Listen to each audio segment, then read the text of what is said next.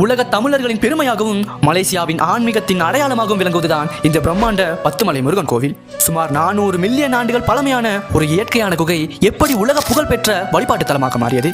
1891ஆம் ஆண்டு தம்புசாமி பிள்ளை அவர்கள் இந்த பகுதியை ஆய்வு செய்த போது இந்த மலையின் நுழைவாயில் முருகப்பெருமானின் வேல் போன்ற வடிவில் இருப்பதைக் கண்டு வியப்படைந்தார். அந்த தெய்வீக ஈர்ப்பினால் பக்தியடைந்த அவர் அதே இடத்தில் முருகனுக்காக ஒரு சிறிய சன்னதியை நிறுவினார். காலப்போக்கில் பலரின் பங்களிப்பினாலும் மலேசிய தமிழ் மக்களின் விடாமுயற்சியினாலும் இது ஒரு பிரம்மாண்ட ஆலய வளாகமாக உருவெடுத்தது. இங்குள்ள 140 அடி உயரமுள்ள முருகன் சிலையானது உலகிலேயே மிக உயரமான முருகன் சிலைகளில் ஒன்றாகும். இந்த பிரம்மாண்டமான சிலையை செதுக்கி முடிக்க சுமார் 3 ஆண்டுகள் காலமானது. சுமார் 250 டன் எடையில் உருவான இந்த சிலையை மெருகூட்டுவதற்காக தாய்லாந்தில் இருந்து கொண்டு வரப்பட்ட 300 லிட்டர் தங்க கலவை பயன்படுத்தப்பட்டுள்ளது. இந்த மலைக்கோவிலை அடைய உதவும் 272 வர்ண படிக்கட்டுகள் வெறும் அழகிற்காக அமைக்கப்பட்டவை அல்ல. மனிதர்களிடம் உள்ள 272 வகையான தீய குணங்களை கடந்து மேலே சென்றால் மட்டுமே இறைவனை அடைய முடியும் என்ற உன்னதமான தத்துவத்தை இந்த படிக்கட்டுகள் நமக்கு உணர்த்துகின்றன.